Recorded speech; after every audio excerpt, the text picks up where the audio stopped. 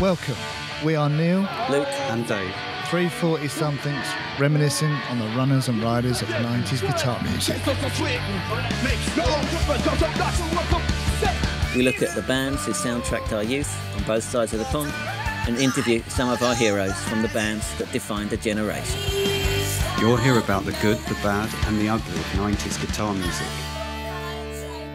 This podcast is Stupid and Contagious. Hello and welcome to episode 54 of the Stupid and Contagious podcast.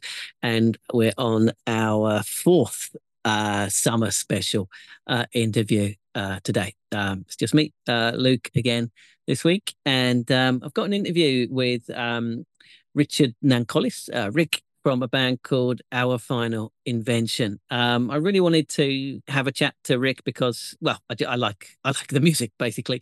So they're a new band, started a couple of years ago, and if you're into kind of your kind of 80s kind of dark electronic-y sound, New Order, Depeche Mode, Talking Heads, that kind of thing, then I think you'll like them. I think they're great, and hopefully other people will like them too.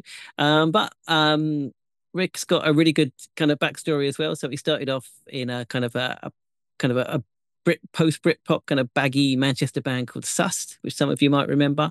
Went on to be in a band called the Rain Band, who got quite a bit of critical acclaim at the time, kind of early 2000s. Went into civilian life, as he talks about in the interview, as you'll hear. And yet resurfaced with another bandmate from the Rain Band, Mark Gill, a few years ago with Our Final Invention. And yeah, they just make a really cool kind of dark, kind of atmospheric, electronic-y, cool sound. And Mark's a filmmaker as well, so their videos are amazing. He used to live in Japan, so they're kind of a couple of them, I think, filmed in Tokyo, and they're just like really cool and really inventive videos. So after hearing the interview, take a look at the videos on YouTube.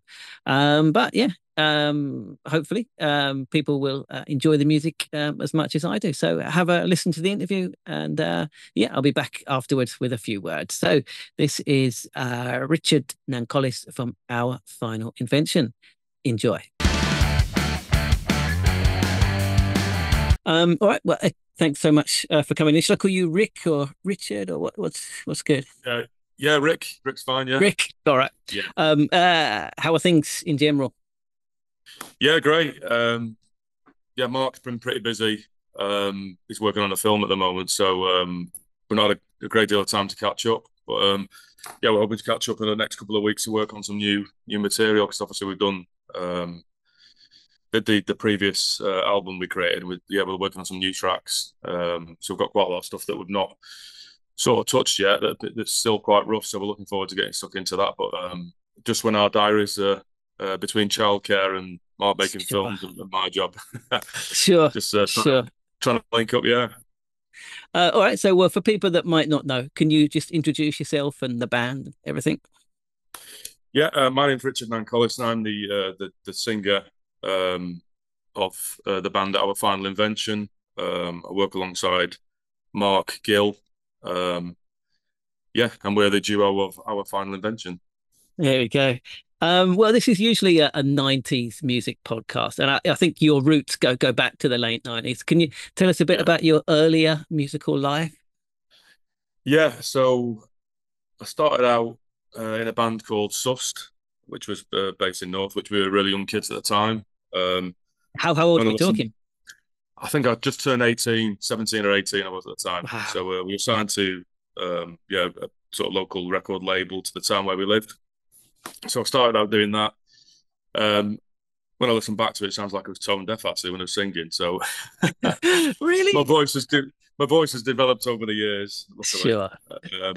And then sort of after that, had a bit of time out of music, and then formed a band called the Rain Band with Mark, and we were signed to Fierce Panda, I think it was called, the record label.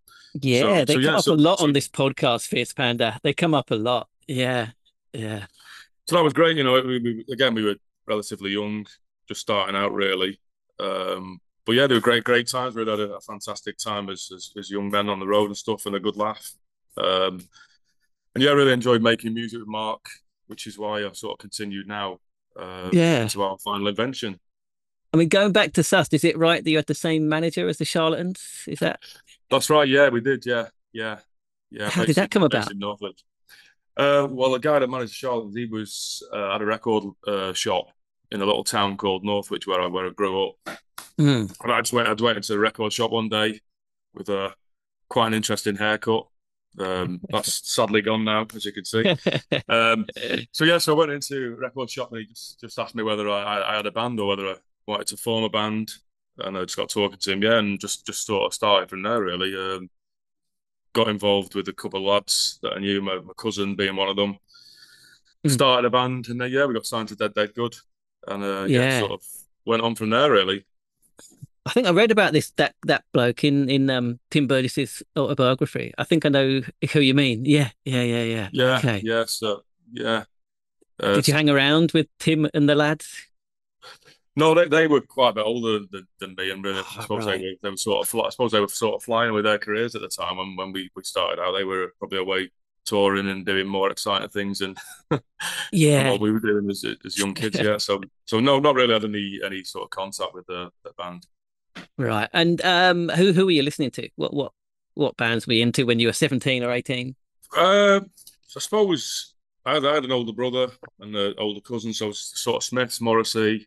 I was quite into the Pixies. The album Doolittle, love that album. Had a great. I think one thing I remember about that album had a fantastic sort of inlay where it had all these amazing sort of images, like a little booklet. Some of the usual sort of Manchester bands as well. But I think at the time was more sort of inspired by sort of the Smiths and Morrissey really when I was growing up. Right. What's your take on Morrissey these days? I think he's gone a little bit peculiar, hasn't he? I think he's got some strange ideas. Really. Does that? I mean, I was never a Smiths fan, but does it ruin it for you when he becomes like such a prick? Yeah, well, I suppose a little bit. I suppose I don't sort of listen to the stuff he's coming out with now. You sort of look back at the better times and the sort of music rather than his sort of political views and ideology. You sort of look back at the music rather than what he's spouting out, really. But I suppose in a way, it's sort of an idol to you. It sort of spoils it in terms of when you think a person's got their head screwed on straight and they come out with some bizarre things. I suppose it does sort of put a bit of a shadow over the past. Yeah. So we are going to move on in a minute, but I just so it's like 96, 97, right? The like putting out. I mean, had Britpop kind of run out of steam by then? I think it was. Yeah, I think it was sort of coming to that point. Yeah, we as young kids and me in particular, I was always pigeonholed as being the cliches of Manchester. So it was he's trying to be Liam Gallagher, he's trying to be Ian Brown, he's trying to be Tim Burgess, and that used to really grate on me throughout my musical career because that wasn't the case. Just because I had a long face and I was thin and dark hair in a bit of a bowl or whatever it was at the time. I used to actually get my mum to cut my hair sometimes. So sometimes I look like sometimes I come out looking like Mick Jagger, other times I come out looking like someone out of Slade, depending on my mum's hairdressing skills. But yeah, so that sort of stuff used to grind me down a little bit. More so as I sort of moved on in my career, sort of endeavours. It's that sort of stuff started to plague me and Mark a little bit. But you sort of we come to the territory. Sometimes it's lazy journalism, isn't it? They just sort of pigeonhole people and Yeah. So going on to the Rain Band, so that's moving on to early 2000s, right? I mean, how different were those bands musically? I think a lot different. Yeah, a massive divide, really. Yeah, so I suppose when starting out in Sust, it was just a young lad who'd never really sort of thought about becoming a singer. I sort of just got into it and give it a go, sort of thing. So in terms of like production wise and understanding technology and how to create music, I suppose I was sort of not at a really established point. I think we moved on to the Rain Band. I think getting involved with Mark and Steve, who played bass, we were quite a tight unit, and I think we started out with an idea of how we wanted to sound. I think sometimes I got a little bit lost when we were making that record. As we sort of progressed out of that record, we made another EP, and we started to make another album that sounded more so like, I suppose, like me and Mark have created the sound now for Our Final Invention. So yeah, so it was a lot different than the earlier days. We were sort of getting there, we were sort of getting there. I think my voice was getting better. I think as I sort of aged and developed, I think my voice has got a lot more stronger and able to do more sort of harmonies and stuff. So yeah, so the two bands are totally different, but I think we still had that sort of core sort of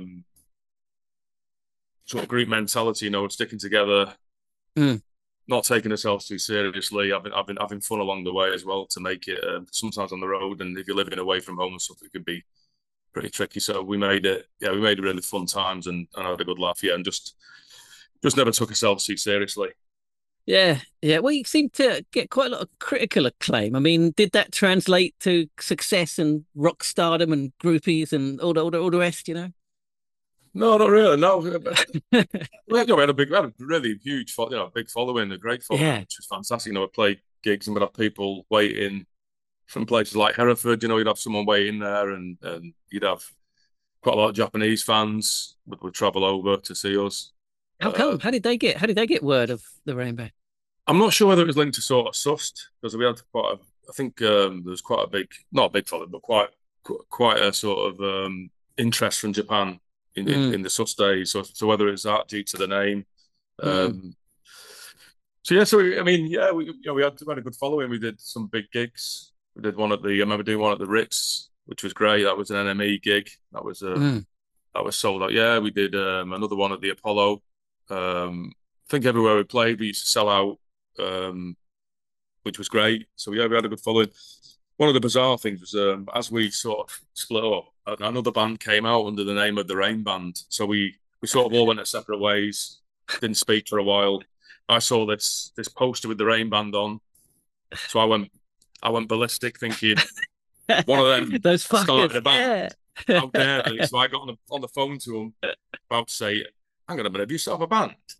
But anyway, as I got talking and we all got together, we found out there was another band from Manchester that called themselves the Rain Band, which is a little bit bizarre, to be honest. And apparently it was not intended, but it's just a bizarre one. Yeah. But it did infuriate me at the time, yeah.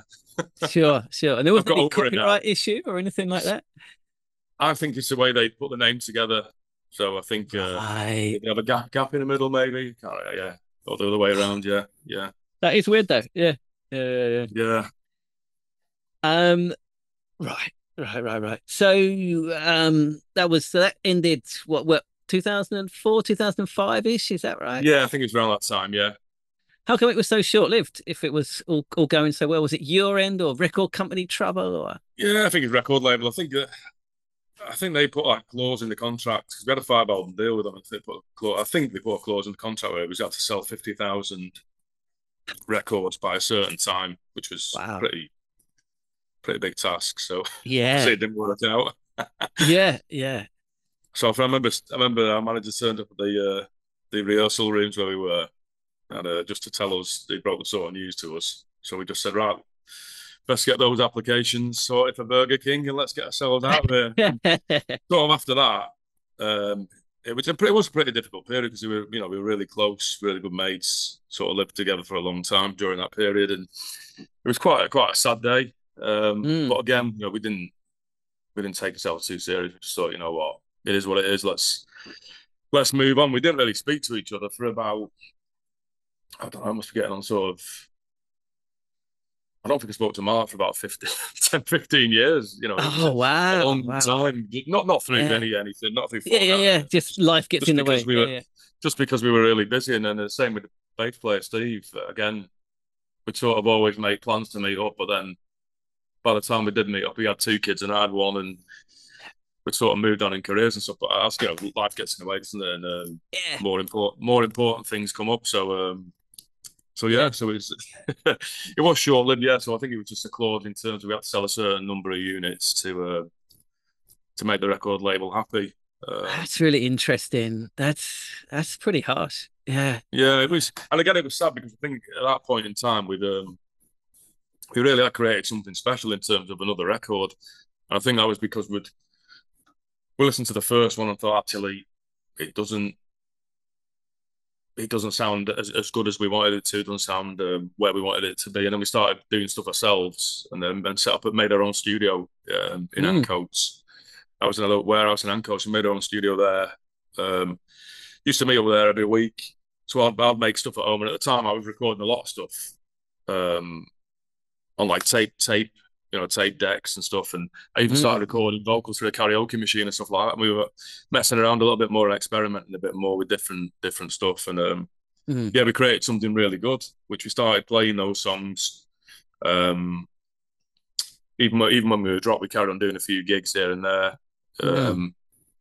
We went on a bit of a tour. We started playing some of the newer stuff, and you could tell that people were really getting into it. And I think probably one of the best feedback I got there was someone had written that I was more like Julian Cope than you didn't get that sort of pigeonhole of always Ian Brown. Right. Like, fantastic. Sure. Someone's saying a different name, and it made you feel great. So that's good. Yeah, so it's sad. Yeah, sad that it sort of ended. So that never came out? We released an EP yet. Yeah, no, it didn't. I think some stuff got sort of slipped out there, but no, it didn't come out as a finished article. And me and Mark initially started out looking at some of those songs and thinking, should we do something with them? But then we just come to the point of saying that's a sort of closed book. Even though they're great songs, it's a closed book. We'll just move on to something different and try something new. So when did Our Final Invention come into being?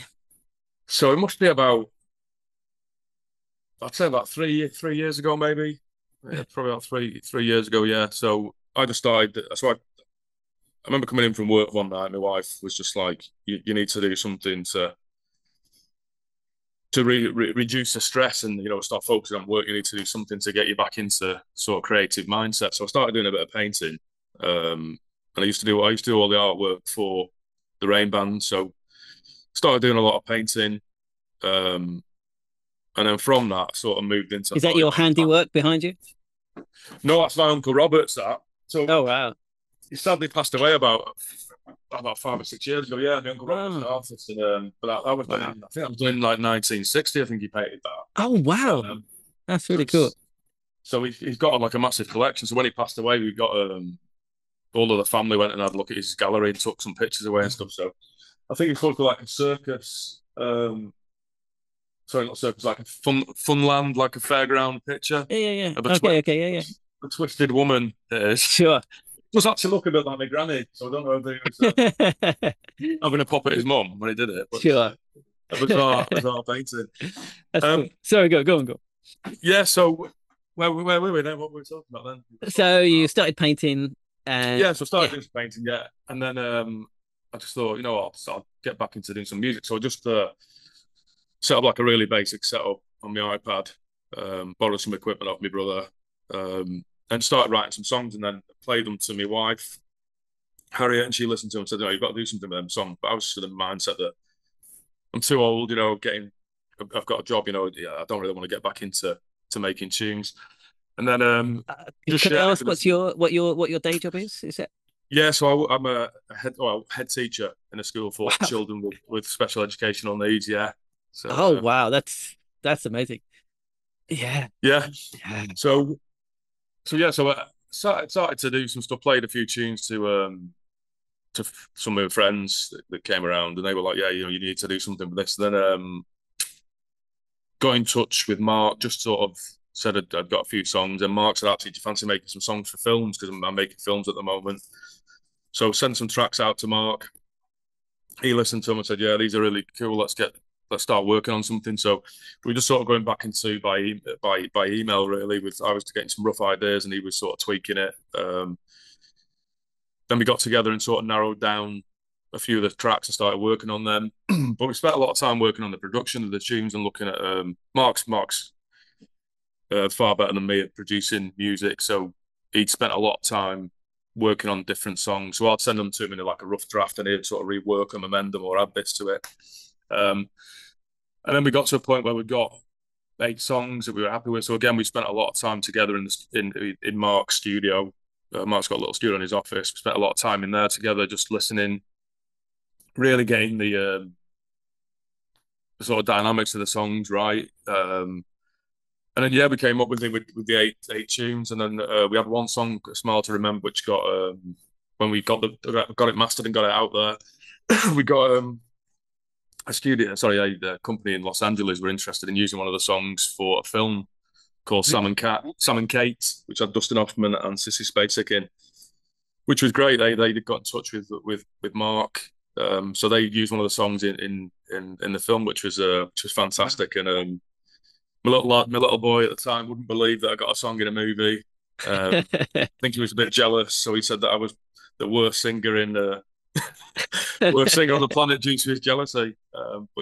So that's how it came about, really, just from just as more of like a stress relief, a creative outlet. And then initially when me and Mark talked, we wanted really to do something whereby we'd have a piece of music, a piece of artwork, and then a film to go with it. So it was more, without sounding pretentious, it was more of an art project, so that people could listen to the tune, look at the artwork, and look at the film, and decide for themselves what more like going to a gallery, really, decide for themselves what they felt the song was about. But so we started off doing a little bit of that, but then it comes to the point where it's quite time consuming, and we needed to get stuff out there. But we had 3 videos made by people that Mark knew. Yeah, I wanted to talk about those. They're amazing. Yeah. I mean, all of them are amazing. I mean, yeah, I was blown away. But again, Mark would have an idea of what he wanted it to look like. He'd sort of storyboard it with me, and then get in contact with his friends that did the work for us. And yeah, when I saw them, I was just blown away. How cool they actually were when they were finished. Yeah. What's the deal with the Japanese influence? Was Mark living here? I'm in Japan too. Was he living here for a while? He was out in Japan for a long time. Yeah, quite a long time. So I think he'd made links, and just got talking to people and said, obviously I make films, but on the sideline I've got these tunes. Do you want to have a listen to them? And I think he played them to a couple of people. So the actor that was in A Smile to Remember, he played them to him. Yeah, he just said he'd do a video for us, which is amazing. Yeah, and then the same for Numb as well. That was someone that he got in touch with in Japan. Yeah, and they said, "Oh, we'll make you a video after listening to the song," which again was fantastic. Yeah, and I was that excited me so much when I saw the sort of film with the Tokyo is a great setting for any music video, right? But yeah, it's fantastic. Yeah, they're really cool. Yeah, if people that are listening or watching, definitely check out all of the videos. Do you think? I mean, so you're the main songwriter. It's just the two of you, right? Just you and Mark. I mean, yeah. So how do you go about putting a song together? What's the process?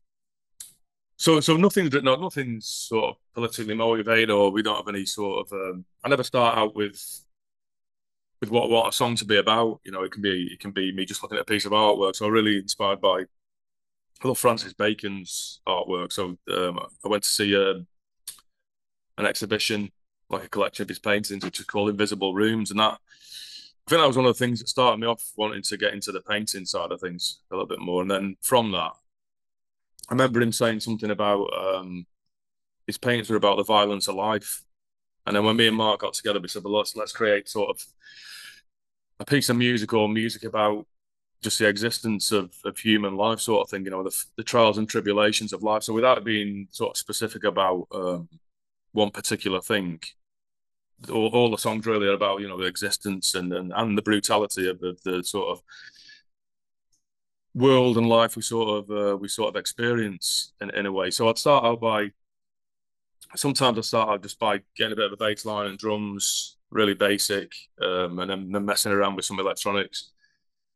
Then from that, I'd sort of start humming something along or get some kind of melody to it. And then from that, I start looking at paintings, or thinking back to some of the books I might have read, or films I've seen, or things that have happened, or things you see on the news, and then start writing lyrics sort of from that, and then I'd send that out. I'd do a really rough sort of song, send out to Mark, and then Mark would he'd either rework it, restructure it, add extra bits to it, and just create something that was like really rough into a sort of a finished art. Sometimes I'd send him sort of part ideas, and he'd create something from that.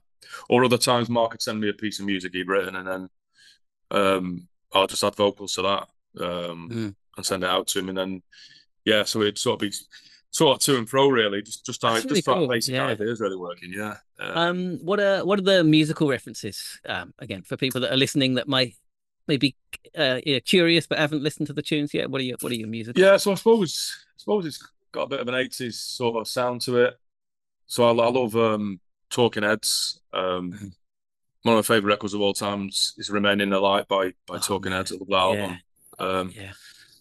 So Talking Heads, I love Bowie, lots of Bowie stuff. Talk, sort of a lot of New Order, Depeche Mode, sort of all like late 80s electronica. I think sort of that sort of 80s feel, even stuff like Tears for Fears, before they became too sort of poppy. Sure. That sort of 80s electronica vibe. So, but in terms of sort of the inspiration for the music we write, I'm not really inspired by other bands to write the music. It's more around thoughts and feelings, and again, like I say, you're looking more at images and what's going on in the world and art, to inspire the sort of writing of the music, really. But they're the sort of bands. That's really interesting. That's really interesting. But there's definitely a darkness to the music that you kind of allude to there. And then does that come from the art and the literature as well? I think so. Yeah, I think me and Mark have always been. Yeah, we've always loved Francis Bacon's work, and we've always been inspired by sort of the Mark's into his books. He's always been inspired by sort of darker literature and things, and he's Mark's great because I'm sort of probably, I don't read as much as Mark, but I'll come up with an idea or of a song and lyrics and stuff, and he'll say, actually, you want to read this or you want to look at this, and then it will sort of tie in with some of the work and give it a bit more inspiration. So so there is a darkness to it, but I think that's always been there. I think that was there in the Rain Band as well. I think we've always had that sort of darker sort of sound to what we've been writing. Yeah, but we're not manic depressives or anything. We're quite happy people. But it just comes out different. That's great. Music. Great. And you talked a lot about how your vocals have developed over the years. The vocals on the Our Final Invention stuff is really the sort of kind of high notes in there and things like that. Is that something you've been experimenting with? It is, yeah. So again, in the Rain Band, I used to always layer the vocals with sort of mid-range, really deep range, and then higher pitched. And I sort of carried that on into Our Final Invention, but again, I sort of do a number of different layers to the vocals, and I'll send them to Mark, and then Mark will play around. Sometimes he'll use the higher vocals, other times he'll use sort of the deeper vocals, so he'll play around with it a lot. So, but I think as I've got older, I suppose you're able to analyse life more as you get older, and you feel more confident in terms of what you're doing. That just comes, I suppose, with age and understanding the world and being comfortable in yourself.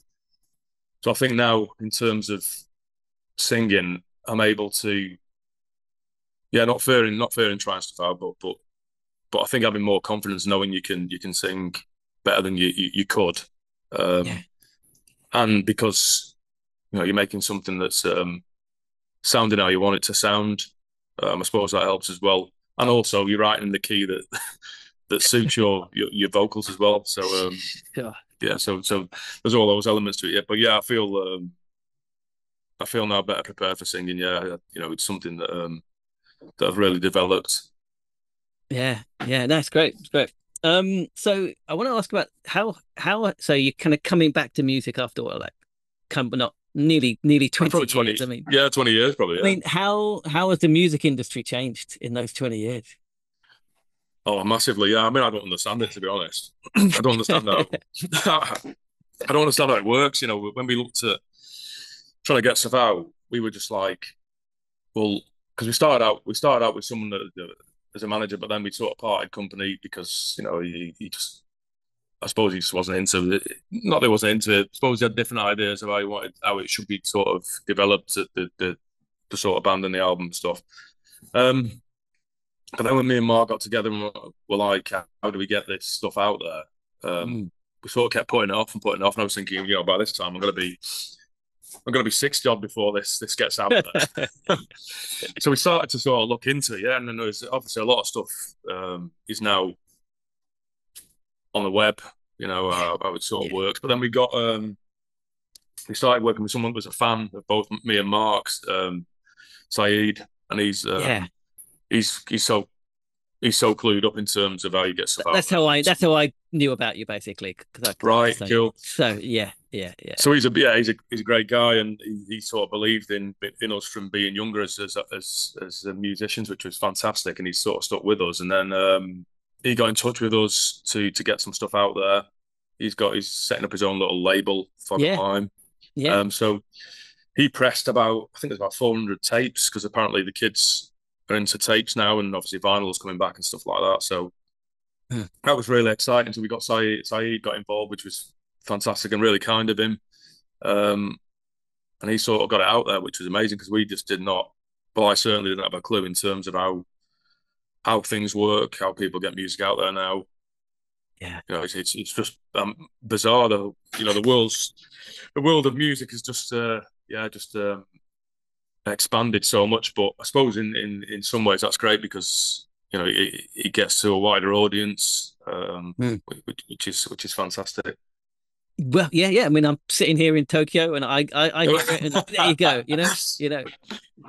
I'm a bit, when it comes to technology, I'm a little bit like a caveman. So I'll phone Mark, but then Mark gets frustrated with me because I can't work out certain things, so I'll have to ring him up to help me out. Yeah. So so good. So, I'm the same. So you put out this 8-track EP, although it's pretty much album length, isn't it? It's pretty much like a mini album, I guess, like people used to do in the mid-90s. So are you working on the full length at the moment? No, so we're going to move on to some new stuff. We're going to move on to some new tracks. So they're done. That's just the album. That's done. That's it. Okay. Finished. I like to. I mean, it takes time to get around to it, but I like to just keep.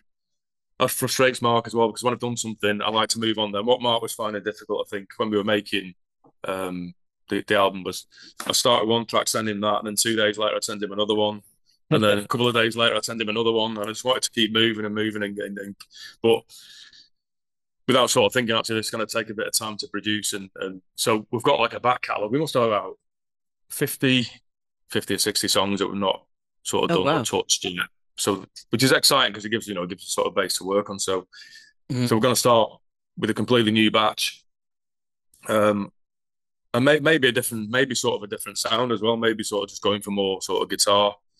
Obviously, with the electronica, still having electronica in there, but going more sort of focusing more on more guitar parts. Not sort of, no, I would say rock. I think just adding a bit more guitar and a bit more sort of melodic guitar in there as well. But still sounding like Our Final Invention, but just trying something a little bit different. Which is exciting again, because Mark's guitar playing, he's a great guitar player. So it'd be good just to experiment with that a little bit more as well, because it's quite sparse on the record. So we'll see where that takes us, but that's exciting. But again, it's all down to when our diaries will meet up. Right. Mark's just finishing a film off now, so I think he'll be finished sort of September time. He did the film about Morrissey, right?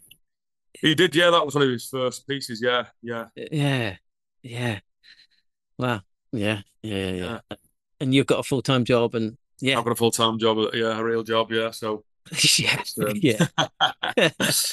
Yeah, so it's tricky, but again, it's just something that keeps me and Mark talking relationship together, because we're good mates, and and it's exciting. When we get together, Mark's always excited to be working on tunes, and he's always got some great ideas. And I suppose in a way it's a little bit like painting, isn't it? 'Cause when you start making a song, you never know.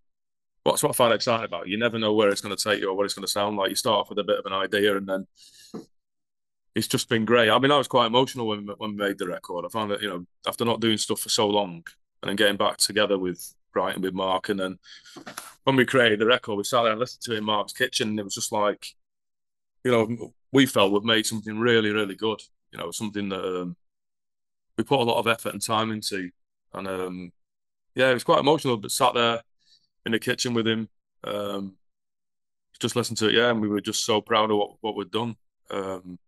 Which was, yeah, so we're really excited about moving. Totally. Well, I love it. I love it. Start to finish. I think it's great. Yeah. Which is why I wanted to. Which is why I was so keen to chat to you and get you on. Yeah. No, I appreciate that. That's really kind of you. So when can we expect the next thing? Next year or? Good question. when it, yeah. Probably maybe a year or so. Yeah. We're going to start with it. I mean, what we said was, well, if we get some stuff, if we get sort of 3 or 4 songs together, and we're really happy with them, we probably just get them out rather than doing a full album. We might just start getting stuff out, you know, just to give people a taster. But we still want to keep doing the getting the videos to go with the films as well, and probably trying to get a bit more artwork as well into what we're doing as well. Because I sent a lot of art to Mark, and he sort of generated some of the stuff with AI, which is really exciting, because all the pictures that I did had this image of a sort of silhouette of a figure in. So I did that in every picture. Then Mark started to do some stuff with AI when we were sort of looking at the album covers and things. We didn't have to use them in the end, but again, that's something that we might start sort of generating ourselves as well to go with the to go with the tunes as well, which will be good. Well, you are named after the book about AI. That's the one. So, yeah. Which comes up if you Google. Yeah, that's the thing. It's a bit confusing when you start Google and you find this book on AI and stuff. It's a bit of a yeah. It was sort of Mark's idea. The name of the band. We had some different names at first, and then Mark had come up with it because I think in one respect, we were looking at it probably being our last piece of music we'd ever write, given where we are. But then he was talking more about, you know, the sort of way the world's going and the impact of AI and stuff, and it's pretty frightening place really in terms of where it could go. Yeah. You know, so that was the idea behind the name really. Right. All right, cool. I've kept you quite a while, so just one final question, if that's okay. And no problem. It's the same question we ask all band members that we have on, and because we're usually a 90s podcast, so we ask what bands from the 90s would you have liked to have been in and why? Oh, well, okay. What band would I like to be in? Probably Primal Scream. Oh, nice. Why? They always seem to be having a good time. Also, I mean, the album Screamadelic is a great album as well. Yeah. You know, so I think probably Primal Scream. Yeah. Having said that, they do look a bit withered and haggard. They had too much of a good time. They're a bit like the Stones. Yeah, I suppose they're a bit like the Stones, aren't they? You know, so yeah, probably Primal Scream. Yeah. Having said that, you know, I've got the. I better not say things like that. Maybe I need a bit of the old face cream on. We all do. All right, that's brilliant. Thank you so much. I'm going to stop the recording, but don't cheers, just yet. Thanks, mate. No worries. Okay, so that was Rick from Our Final Invention. Thanks so much for coming on, Rick. So yeah, hope you enjoyed the interview. If that piqued your interest, definitely, as I said before, check out the videos on YouTube because they're amazing. But also head over to Bandcamp, Our Final Invention. If you've got a cassette player, pick up the tape. If not, support the band, get the digital, get it downloaded, and it's for me, like start to finish, it's like a perfect mini album, I guess. Just really cool sounds, really atmospheric, really, really good.